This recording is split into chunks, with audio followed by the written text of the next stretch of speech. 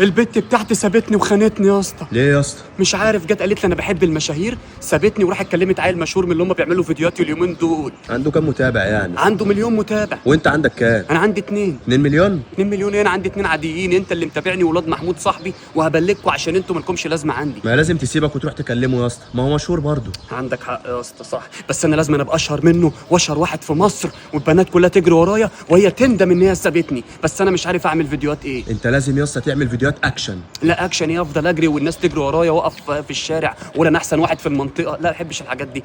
شوف لي حاجه تاني. خلاص يا اسطى اعمل فيديوهات كوميدي. يا عم كوميدي ايه يا عم؟ انا دم تقيل، انا مسميني تحت البيت احمد رخامه. شوف لي حاجه تاني. خلاص يا اسطى ودي في الدراما، انت وشك باين عليه دراما. ايوه انا فعلا وشي دايما يقولوا انت فيك عياطه من محمد رمضان، اصل دايما بيقول لك اللي بيعيط في الدراما يعني بيبقى جامد قوي. بص هنعمل دلوقتي بروفا دراما بقى، اكنك انت خنتني مع صاحبتي وقول لي انا هنجح ولا فشلت. ماشي ماشي. لازم بقى اعيط.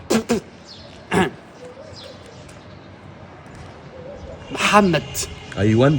انت خنتني مع حبيبتي يا محمد. انا خنتك؟ ايوه شفتك وانت بتسلم عليها وبتقول لها بونجور. بونجور؟ ايوه طب انت عارف يعني ايه بونجور اصلا؟ طبعا بونجور بالانجليزي يعني بحبك. يا نهار ابيض. ايوه انا اسف يا احمد. محمد انت من النهارده عمرك ما هتبقى صاحبي، انت من النهارده صديقي وعمرك ما هتبقى صاحبي. ها حلو ولا اوفر؟ هايل بجد والله جامد. يا لهوي ده انا هكسر الدنيا، ده انا بقى اشهر واحد في مصر. انا مش عارف، تعالى بقى كده اخش بقى اعمل شويه فيديوهات هنا وشويه فيديوهات هنا. انا جامد قوي في الدراما، انا ادي شويه تفافه تاني العياطه. ودي جامد في الدراما هو ولا ده. إيه؟ لا ده انا هنجح، ده انا هكسر محمد رمضان ده.